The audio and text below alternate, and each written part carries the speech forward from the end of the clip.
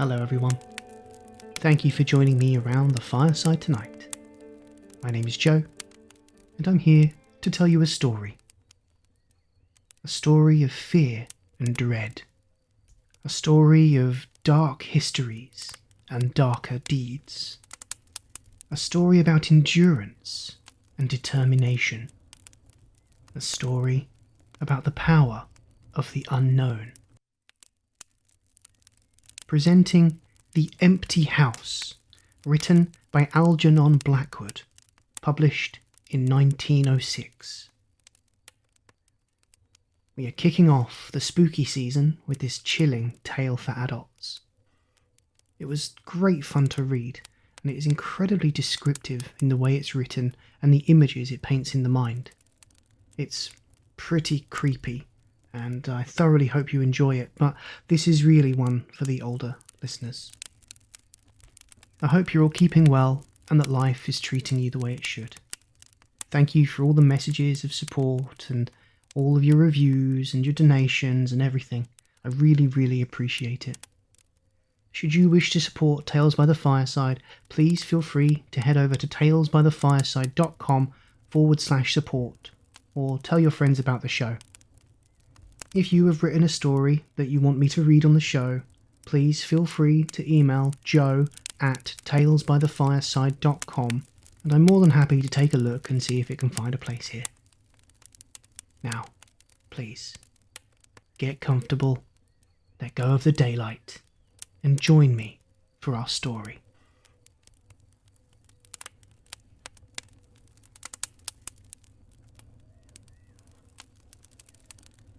The Empty House by Algernon Blackwood. Certain houses, like certain persons, manage somehow to proclaim at once their character for evil. In the case of the latter, no particular feature need betray them. They may boast an open countenance and an ingenuous smile, and yet a little of their company leaves the unalterable conviction that there is something radically amiss with their being, that they are evil. Willy-nilly, they seem to communicate an atmosphere of secret and wicked thoughts, which makes those in their immediate neighbourhood shrink from them, as from a thing diseased. And, perhaps, with houses, the same principle is operative, and it is the aroma of evil deeds committed under a particular roof long after the actual doers have passed away that makes the gooseflesh come and the hair rise.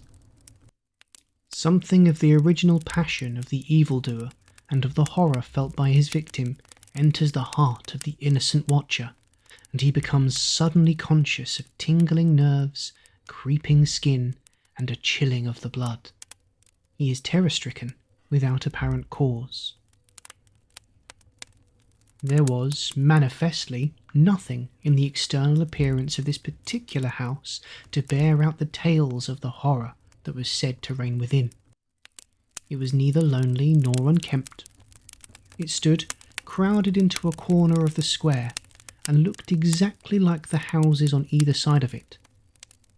It had the same number of windows as its neighbours, the same balcony overlooking the gardens, the same white steps leading up to the heavy black front door, and in the rear there was the same narrow strip of green with neat box borders running up to the wall that divided it from the backs of the adjoining houses. Apparently, too, the number of chimney pots on the roof was the same, the breadth and angle of the eaves, and even the height of the dirty area railings. And yet, this house in the square, that seemed precisely similar to its 50 ugly neighbours, was, as a matter of fact, entirely different. Horribly different. Wherein lay this marked invisible difference is impossible to say.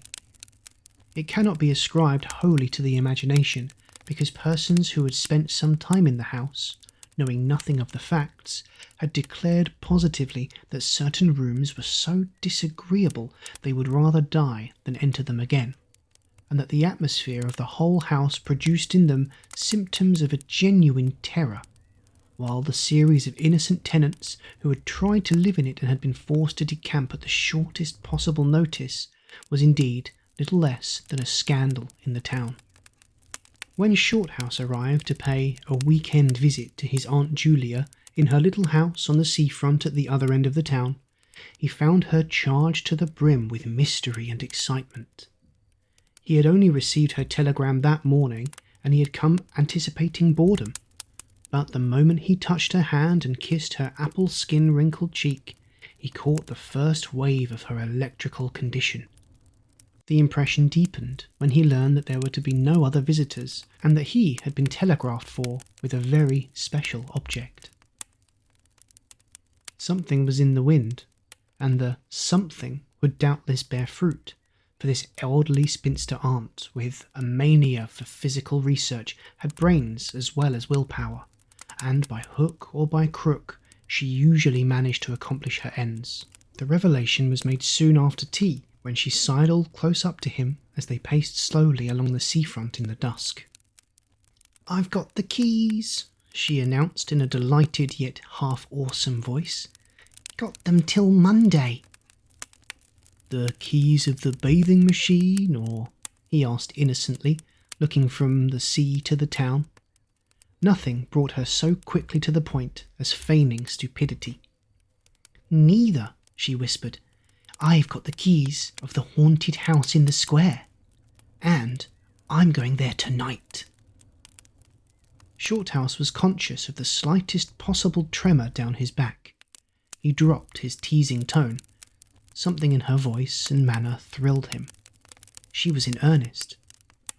"But you can't go alone," he began. "That is why I wired for you," she said with decision. He turned to look at her. The ugly, lined, enigmatical face was alive with excitement. There was the glow of genuine enthusiasm round it like a halo. The eyes shone. He caught another wave of her excitement, and a second tremor, more marked than the first, accompanied it. "Thanks, Aunt Julia," he said politely. "Thanks awfully." "I should not dare to go quite alone," she went on, raising her voice. "But with you I should enjoy it immensely. You're afraid of nothing, I know." "Thanks so much," he said again. Is anything likely to happen?" "A great deal has happened," she whispered, "though it's been mostly cleverly hushed up. 3 tenants have come and gone in the last few months, and the house is said to be empty for good now." In spite of himself, Shorthouse became interested. His aunt was so very much in earnest. "The house is very old indeed," she went on, "and the story, an unpleasant one, dates a long way back. It has to do with a murder committed by a jealous stableman who had some affair with a servant in the house. One night he managed to secrete himself in the cellar, and when everyone was asleep, he crept upstairs to the servants' quarters, chased the girl down to the next landing, and before anyone could come to the rescue, threw her bodily over the banisters into the hall below." "And the stableman?" "Was caught, I believe, and hanged for murder. But it all happened a century ago, and I've not been able to get more details of the story." Shorthouse now felt his interest thoroughly aroused, but though he was not particularly nervous for himself, he hesitated a little on his aunt's account. "On one condition," he said at length. "Nothing will prevent my going," she said firmly, "but I may as well hear your condition." "That you guarantee your power of self-control if anything really horrible happens. I mean, that you are sure you won't get too frightened." "Jim," she said scornfully, "I'm not young, I know, nor are my nerves, but with you I should be afraid of nothing in the world." This, of course, settled it, for Shorthouse had no pretensions on being other than a very ordinary young man, and an appeal to his vanity was irresistible. He agreed to go. Instinctively, by a sort of subconscious preparation, he kept himself and his forces well in hand the whole evening, compelling an accumulative reserve of control by that nameless inward process of gradually putting all the emotions away and turning the key upon them. A process difficult to describe, but wonderfully effective, as all men who have lived through severe trials of the inner man well understand. Later, it stood him in good stead. But it was not until 10:30, when they stood in the hall, well in the glare of friendly lamps and still surrounded by comforting human influences, that he had to make the first call upon this store of collected strength. For, once the door was closed, and he saw the deserted, silent street stretching away white in the moonlight before them, it came to him clearly that the real test that night would be dealing with two fears instead of just one. He would have to carry his aunt's fear as well as his own. And, as he glanced down at her sphinx-like countenance and realised that it might assume no pleasant aspect in a rush of real terror, he felt satisfied with only one thing in the whole adventure: that he had confidence in his own will and power to stand against any shock that might come. Slowly they walked along the empty streets of the town. A bright autumn moon silvered the roofs, casting deep shadows. There was no breath of wind, and the trees in the formal gardens by the seafront watched them silently as they passed along. To his aunt's occasional remarks, Shorthouse made no reply, realising that she was simply surrounding herself with mental buffers, saying ordinary things to prevent herself thinking of extraordinary things. Few windows showed lights, and from scarcely a single chimney came smoke or sparks. Shorthouse had already begun to notice everything, even the smallest details. Presently they stopped at the street corner and looked up at the name on the side of the house full in the moonlight, and with one accord, but without remark, turned into the square and crossed over to the side of it that lay in shadow. "The number of the house is 13, whispered a voice at his side, and neither of them made the obvious reference, but passed across the broad sheet of moonlight and began to march up the pavement in silence. It was about halfway up the square that Shorthouse felt an arm slip quietly but significantly into his own, and knew then that their adventure had begun in earnest, and that his companion was already yielding imperceptibly to the influences against them. She needed support. A few minutes later, they stopped before a tall, narrow house that rose before them into the night, ugly in shape and painted a dingy white. Shutterless windows, without blinds, stared down upon them, shining here and there in the moonlight. There were weather streaks in the wall and cracks in the paint, and the balcony bulged out from the first floor a little unnaturally. But beyond this generally forlorn appearance of an unoccupied house, there was nothing at first sight to single out this particular mansion for the evil character it had most certainly acquired. Taking a look over their shoulders to make sure they had not been followed, they went boldly up the steps and stood against the huge black door that fronted them forbiddingly. But the first wave of nervousness was now upon them, and Shorthouse fumbled a long time with the key before he could fit it into the lock at all. For a moment, if truth were told, they both hoped it would not open, for they were a prey to various unpleasant emotions as they stood there on the threshold of their ghostly adventure. Shorthouse, shuffling with the key and hampered by the steady weight on his arm, certainly felt the solemnity of the moment. It was as if the whole world, for all experience seemed at that instant concentrated in his own consciousness, were listening to that grating noise of the key. A stray puff of wind wandering down the empty street woke a momentary rustling in the trees behind them, but otherwise this rattling of the key was the only sound audible, and at last it turned in the lock and the heavy door swung open and revealed a yawning gulf of darkness beyond. With a last glance at the moonlit square, they passed quickly in, and the door slammed behind them with a roar that echoed prodigiously through the empty halls and passages. But instantly, with the echoes, another sound made itself heard, and Aunt Julia leaned suddenly so heavily upon him that he had to take a step backwards to save himself from falling. A man had coughed close beside them, so close that it seemed they must have been actually by his side in the darkness. With the possibility of practical jokes in his mind, Shorthouse at once swung his heavy stick in the direction of the sound, but it met nothing more solid than air. He heard his aunt give a little gasp beside him. "There's someone here," she whispered. "I heard him." "Be quiet," he said sternly. It was nothing but the noise of the front door. "Oh, get a light quick," she added as her nephew, fumbling with a box of matches, opened it upside down and let them all fall with a rattle onto the stone floor. The sound, however, was not repeated, and there was no evidence of retreating footsteps. In another minute they had a candle burning, using an empty end of a cigar case as a holder, and when the first flare had died down, he held the impromptu lamp aloft and surveyed the scene. And it was dreary enough in all conscience, for there is nothing more desolate in all the abodes of men than an unfurnished house dimly lit, silent and forsaken, and yet tenanted by rumour with the memories of evil and violent histories. They were standing in a wide hallway. On their left was the open door of a spacious dining room, and in front the hall ran, ever narrowing, into a long, dark passage that led apparently to the top of the kitchen stairs. The broad, uncarpeted staircase rose in a sweep before them, everywhere draped in shadows, except for a single spot about halfway up where the moonlight came in through the window and fell on a bright patch on the boards.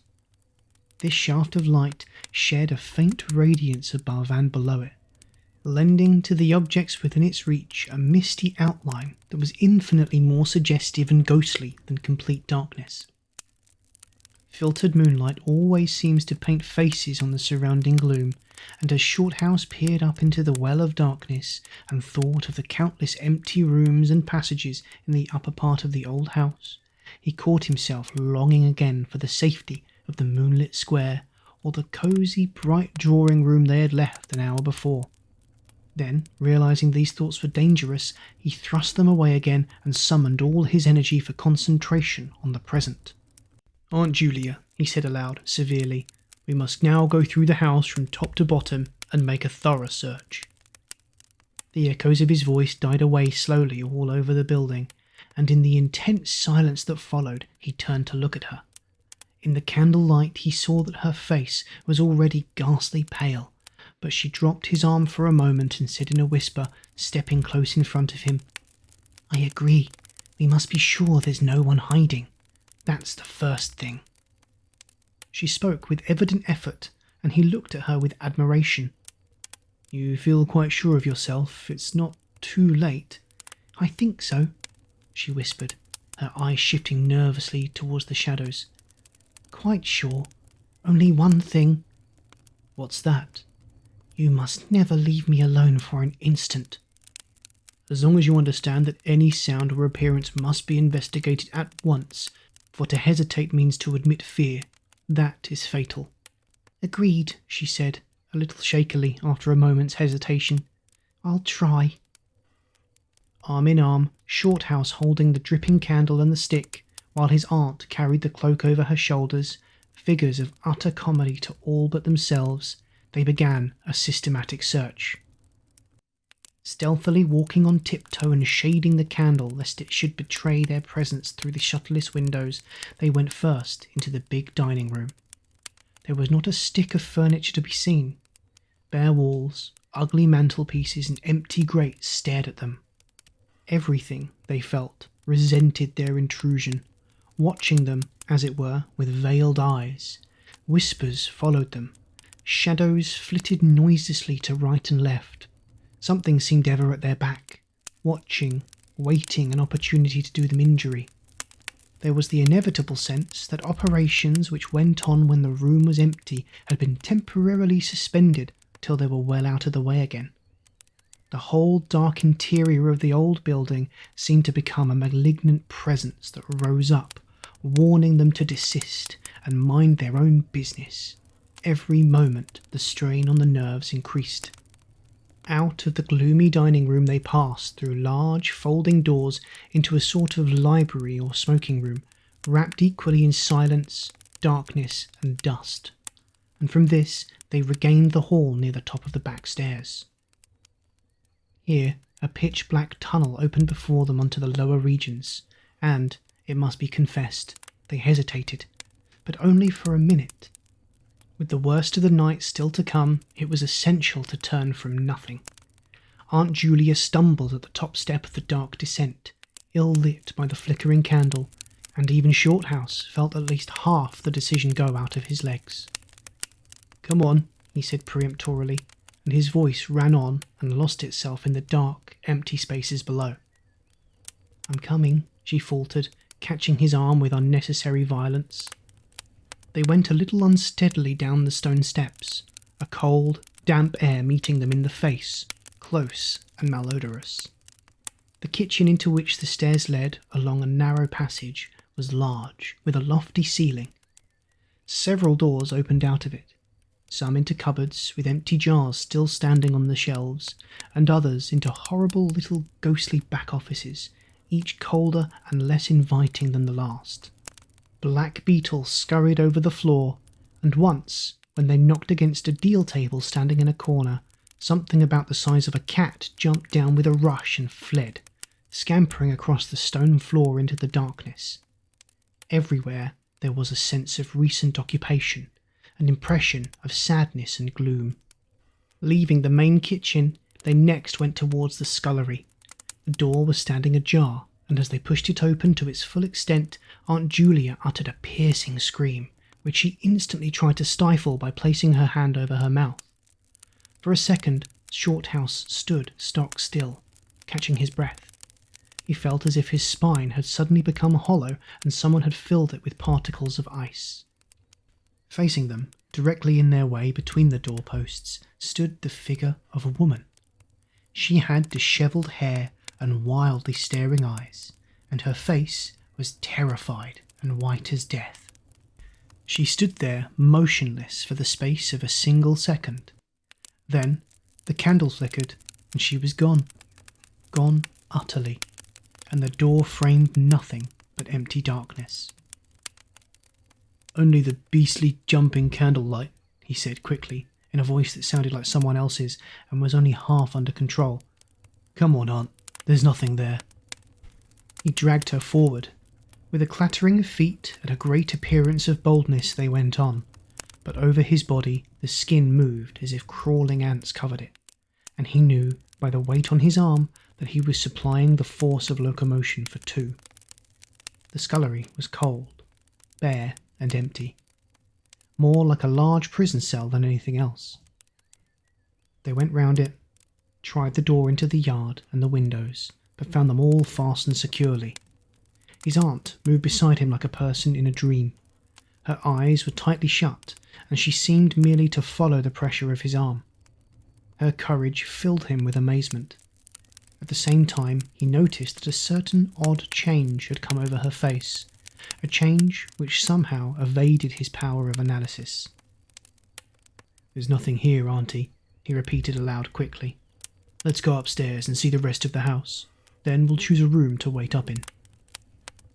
She followed him obediently, keeping close to his side, and they locked the kitchen door behind them. It was a relief to get up again. In the hall there was more light than before, for the moon had travelled a little further down the stairs. Cautiously they began to go up in the dark vault of the upper house, the boards creaking under their weight. On the first floor they found the large double drawing rooms, a search of which revealed nothing. Here also was no sign of furniture or recent occupancy, nothing but dust and neglect and shadows. They opened the big folding doors between front and back drawing rooms, and then came out again to the landing and went upstairs. They had not gone up more than a dozen steps when they both simultaneously stopped to listen, looking into each other's eyes with a new apprehension across the flickering candle flame. From the room they had left hardly 10 seconds before came the sound of doors quietly closing. It was beyond all question.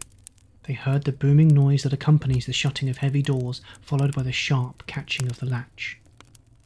"We must go back and see," said Shorthouse briefly, in a low tone, and turning to go downstairs again.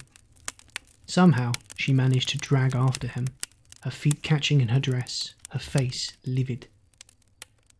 When they entered the front drawing room, it was plain that the folding doors had been closed half a minute before.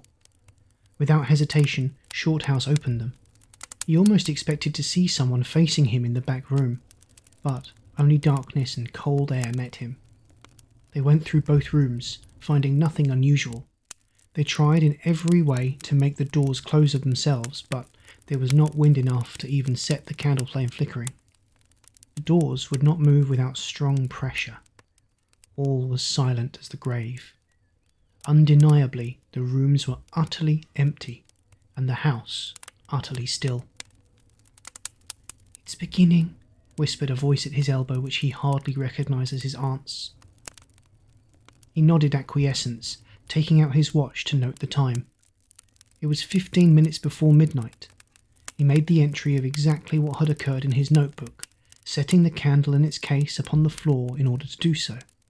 It took a moment or two to balance it safely against the wall. Aunt Julia always declared that at this moment she was not actually watching him, but had turned her head towards the inner room, where she fancied she heard something moving. But, at any rate, both positively agreed that there came a sound of rushing feet, heavy and very swift, and the next instant the candle was out.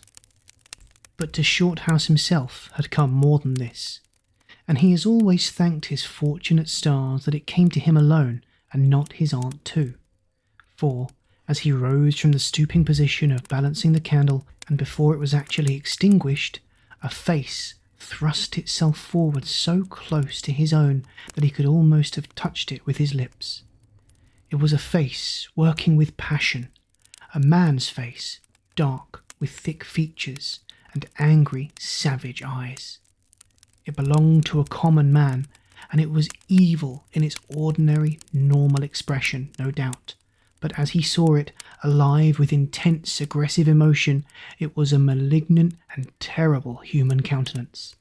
There was no movement of the air, nothing but the sound of rushing feet, stockinged or muffled feet, the apparition of the face, and the almost simultaneous extinguishing of the candle. In spite of himself, Shorthouse uttered a little cry, nearly losing his balance as his aunt clung to him with her whole weight in one moment of real, uncontrollable terror. She made no sound, but simply seized him bodily. Fortunately, however, she had seen nothing, but had only heard the rushing feet, for her control returned almost at once, and he was able to disentangle himself and strike a match. The shadows ran away on all sides before the glare, and his aunt stooped down and groped for the cigar case with the precious candle. Then they discovered that the candle had not been blown out at all. It had been crushed out. The wick was pressed down into the wax, which was flattened as if by some smooth, heavy instrument.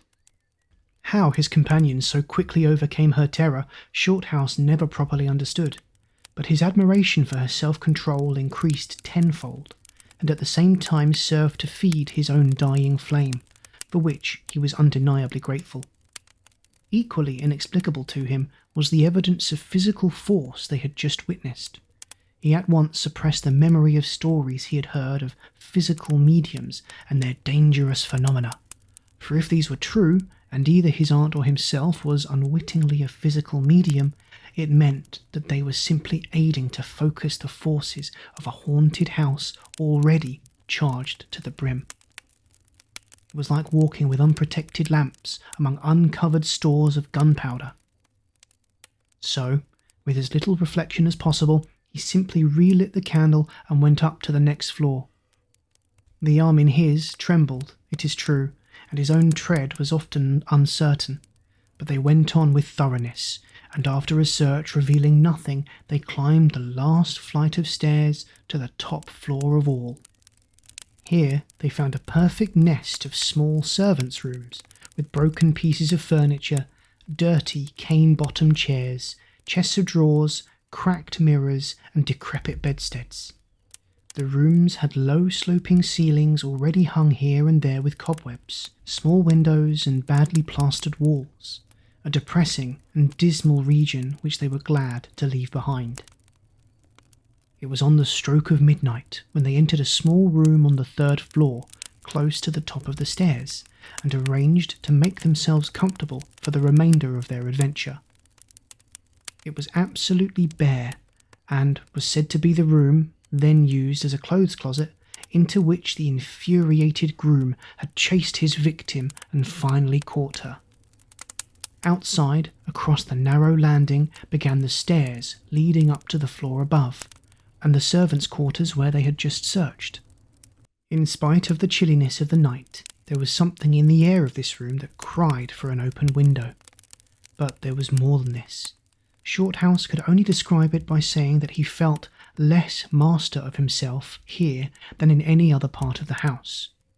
There was something that acted directly on the nerves, tiring the resolution, enfeebling the will.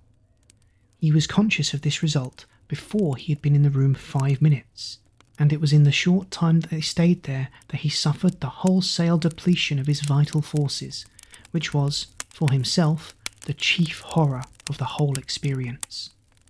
They put the candle on the floor of the cupboard, leaving the door a few inches ajar so that there was no glare to confuse the eyes, and no shadow to shift about on walls and ceiling. Then they spread the cloak on the floor and sat down to wait with their backs against the wall. Shorthouse was within 2 feet of the door onto the landing.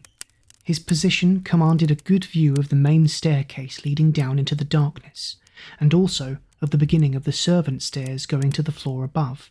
The heavy stick lay beside him within easy reach. The moon was now high above the house.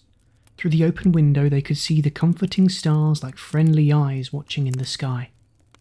One by one the clocks of the town struck midnight, and when the sounds died away, the deep silence of a windless night fell again over everything. Only the boom of the sea, far away and lugubrious, filled the air with hollow murmurs. Inside the house the silence became awful. Awful, he thought, because any minute now it might be broken by sounds portending terror. The strain of waiting told more and more severely on his nerves. They talked in whispers when they talked at all, for their voices aloud sounded queer and unnatural. A chilliness not altogether due to the night air invaded the room and made them cold. The influences against them, whatever these might be, were slowly robbing them of self-confidence and the power of decisive action. Their forces were on the wane, and the possibility of real fear took on a new and terrible meaning. He began to tremble for the elderly woman by his side, whose pluck could hardly save her beyond a certain extent. He heard the blood singing in his veins. It sometimes seemed so loud that he fancied it prevented his hearing properly certain other sounds that were beginning very faintly to make themselves audible in the depths of the house. Every time he fastened his attention on these sounds, they instantly ceased. They certainly came no nearer, yet he could not rid himself of the idea that movement was going on somewhere in the lower regions of the house. The drawing-room floor, where the doors had been so strangely closed, seemed too near. The sounds were further off than that. He thought of the great kitchen with the scurrying black beetles and of the dismal little scullery, but somehow or other they did not seem to come from there either. Surely they were not outside the house. Then suddenly the truth flashed into his mind, and for the space of a minute he felt as if his blood had stopped flowing and turned to ice. The sounds were not downstairs at all. They were upstairs. Upstairs, somewhere among those horrid, gloomy little servants' rooms with their bits of broken furniture, low ceilings and cramped windows. Upstairs, where the victim had first been disturbed and stalked to her death. And the moment he discovered where the sounds were, he began to hear them more clearly. It was the sound of feet, moving stealthily along the passage overhead, in and out among the rooms, and past the furniture. He turned quickly to steal a glance at the motionless figure seated beside him, to note whether she had shared his discovery. The faint candlelight coming through the crack in the cupboard door threw her strongly marked face into vivid relief against the white of the wall. But it was something else that made him catch his breath and stare again. An extraordinary something had come into her face and seemed to spread over her features like a mask. It smoothed out the deep lines and drew the skin everywhere a little tighter so that the wrinkles disappeared. It brought into the face, with the sole exception of the old eyes, an appearance of youth and almost childhood. He stared in speechless amazement that was dangerously near to horror. It was his aunt's face indeed, but it was her face of 40 years ago, the vacant, innocent face of a girl.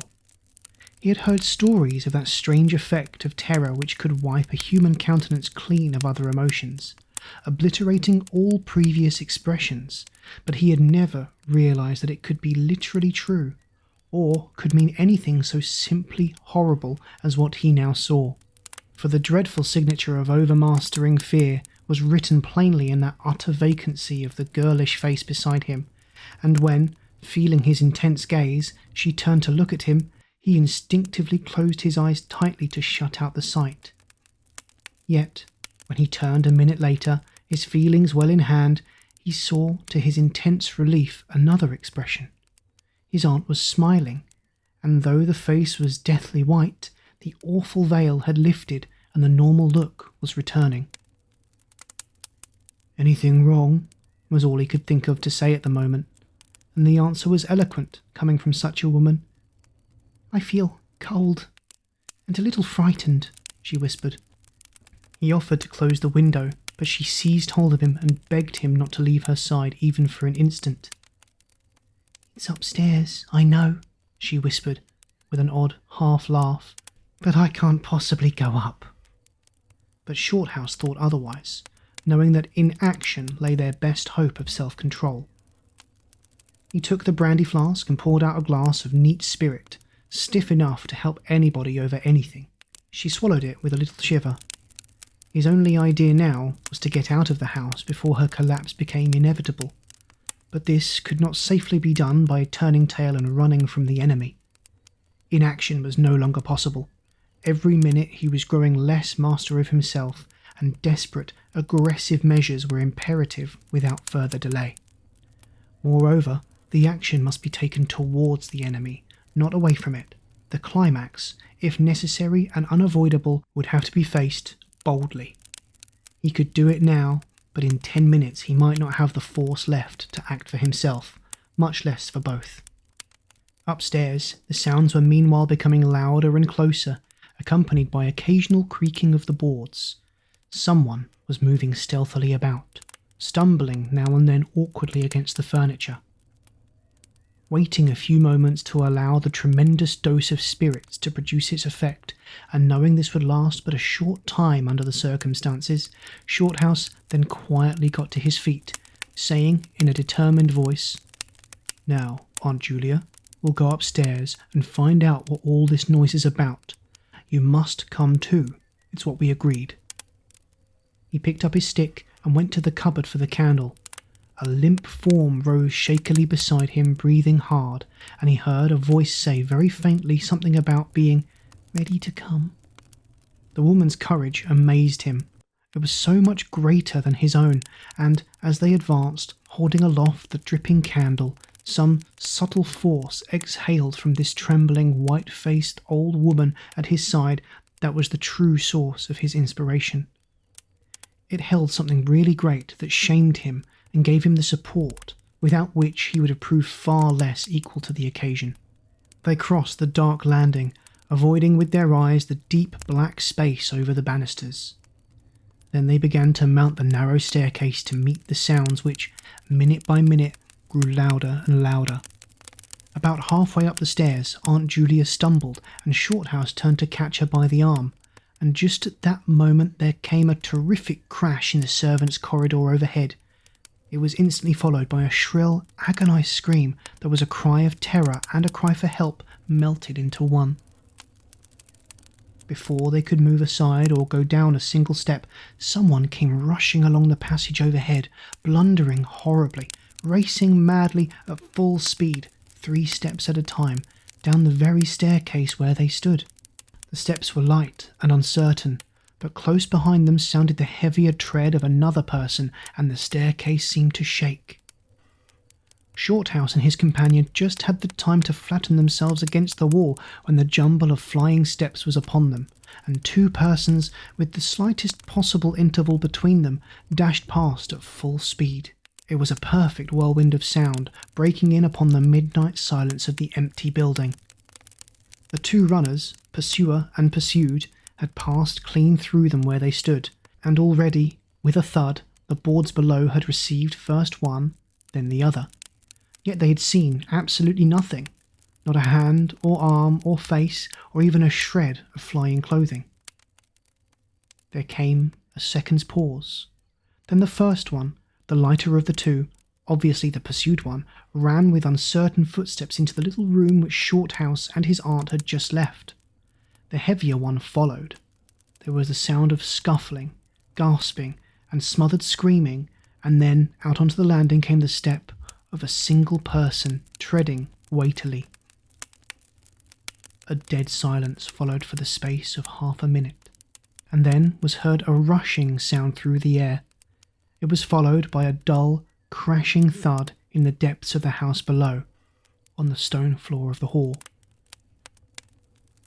Utter silence reigned after. Nothing moved.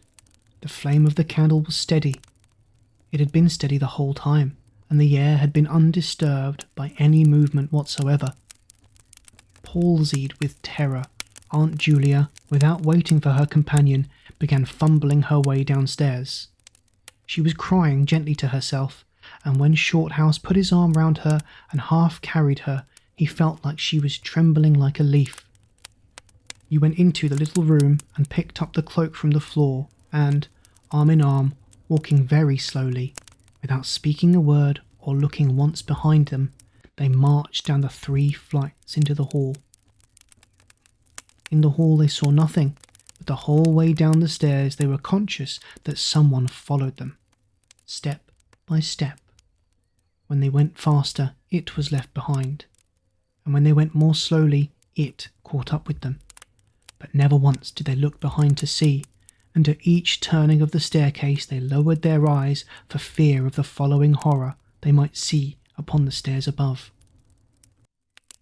With trembling hands, Shorthouse opened the front door, and they walked out into the moonlight and drew a deep breath of the cool night air blowing in from the sea. The end.